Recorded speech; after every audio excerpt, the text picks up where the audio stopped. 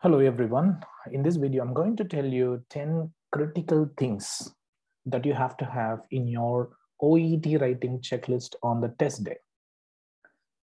These 10 things are going to be of great help to you in order to ace your OET writing subtest without fail. In fact, if you can follow these things, they are going to add bonus marks to your existing letter score. Let's check them one by one. The first and the foremost thing is that you have to write down only 180 to 200 words. Remember this, you shouldn't exceed this word. That's not good. You ask yourself whether you have summarized all the relevant case notes or have written down them in a detailed manner. You need to remember one thing, that if you exceed the word count of 180 to 200 words, possibly you might have added more words or you might have expanded the case notes too much. So in that case, you have to cut them down. You have to merge the sentences together. See whether you can combine any of the two actions or two sentences together and write it down using less words effectively. Remember that you have to represent more information using less words. That is more important. Word count is the first and the major factor as far as your OET writing subtest is concerned. All right, what would be the second thing? Remember that you have to include only the relevant case notes in your letter. That is going to be the second important thing. What would be the third one? You have to also eliminate the inappropriate and irrelevant case notes. See, inclusion of the relevant case notes as well as the exclusion of irrelevant case notes are going to be equally important. One must go hand in hand with the other. All right, what would be the fourth important parameter? Well, you need to ensure that you maintain exceptional grammatical accuracy throughout your letter. How do I know my letter is up to the mark as far as the grammatical accuracy is concerned? You ask these questions to yourself so that you will be able to find out whether your letter is up to the mark as far as the grammatical section is concerned.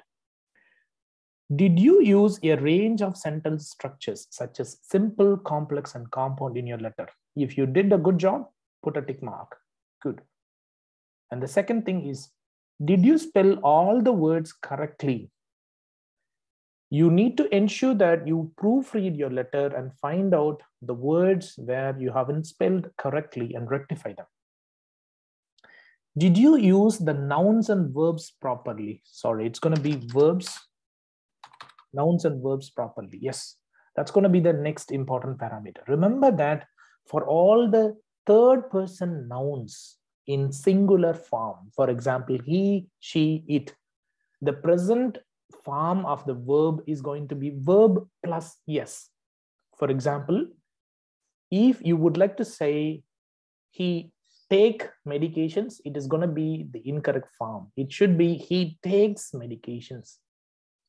He requires physiotherapy sessions. You can't write down he require physiotherapy session. You can't write down he need physiotherapy sessions. That is absolutely wrong. Remember that for the third person singular nouns such as he, she, and it, you need to use verb plus s only in the present tense. Remember this, please. Right? For all the other verbs, we have to use the verb only for all the other nouns. The next one is suitable application of articles. Are you using the articles such as a, an, and the appropriately or not throughout your letter? I have already uploaded a range of videos under the English playlist to go through these parameters. So if you get time, please go and watch there. And then you can leave your comments as well if you really find them helpful. You can also like and share them with others as well. All right. And the next one is going to be the prepositions. What is my preposition? Preposition are the ones that can help you to find out the location of a person or an item or something. So when you split this word, it's going to say pre plus position. This means the position of something is going to be told using this phrase. So you need to ensure that you are using the prepositions appropriately. I would like to highlight one major mistake in the use of preposition by many students. Never ever use the sentence, Mrs. James admitted in the hospital. That is wrong. Remember that always admitted goes with the to, not with the in. Okay, this is what we call the preposition. Okay, there is a list of prepositions that you have to use as far as the OET letter is concerned. Let's go through the next one. You need to use the tenses appropriately. Well, to be a good writer in English, it is very important that you use a range of tenses appropriately, such as simple past, simple present, present continuous tense, present perfect, past perfect, past continuous tense, simple present perfect continuous tense, and past perfect continuous tenses, and so on. Even you have to use the future tenses as well. There are basically 12 tenses as far as English language is concerned, and you need to use them appropriately. The next one is going to be the right use of punctuation marks. You need to use the commas and full stops appropriately. Remember that this is very important as well. Using the punctuation marks such as full stops and commas is critical as far as the OET letter is concerned. Remember that you have to place after a comma after a linking phrase and a full stop after a sentence. Try not to use the punctuation marks you are not 100% confident about. The reason is that it may be incorrect when you write down a punctuation mark which you are not comfortable about. I would strongly recommend my students to use only the commas and full stops as much as possible. The next one is going to be the use of capital and small letters appropriately. Remember that you need to be aware of the situations where you have to use the capital letters and where you should use the small letters. This is also one of the important assessment parameters.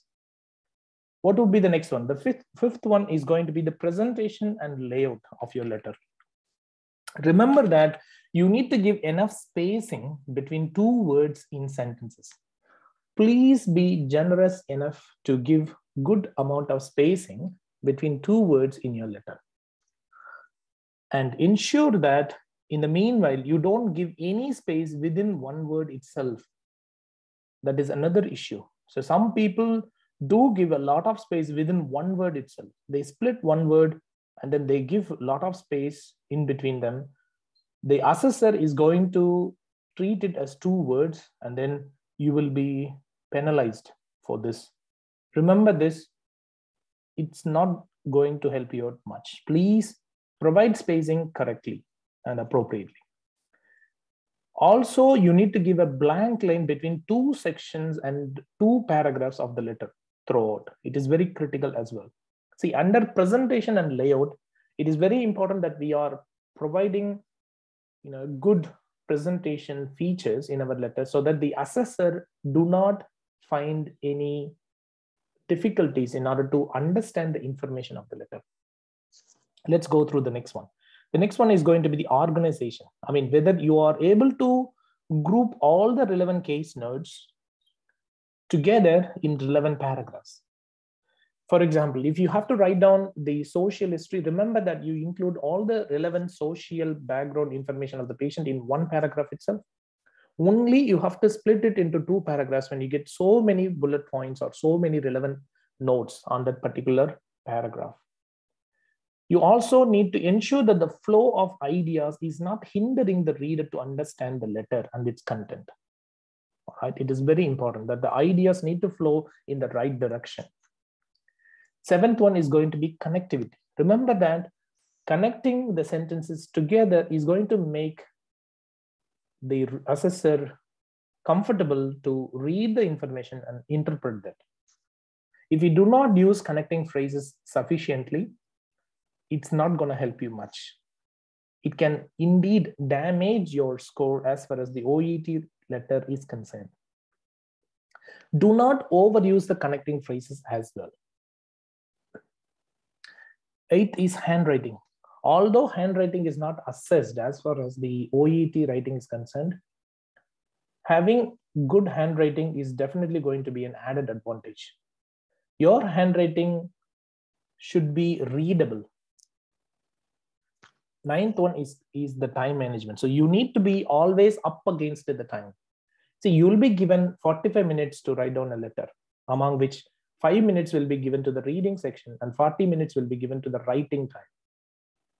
You need to ensure that you split this 40 minutes time into 3 sections, such as 5 minutes for planning, for 30 minutes for writing, and 5 minutes for proofreading.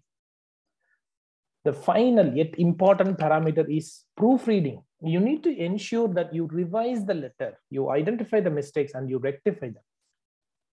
This is one of the most important parameters, but unfortunately, not many people give enough time to proofread their letter. They keep on writing for 40 minutes throughout the letter, and that's not good. You have to proofread, because you can find out some of the easy mistakes and rectify them before you can hand over the letter to the invigilator. I wish you good luck with your practice and the real OET examination. Thank you so much. Bye.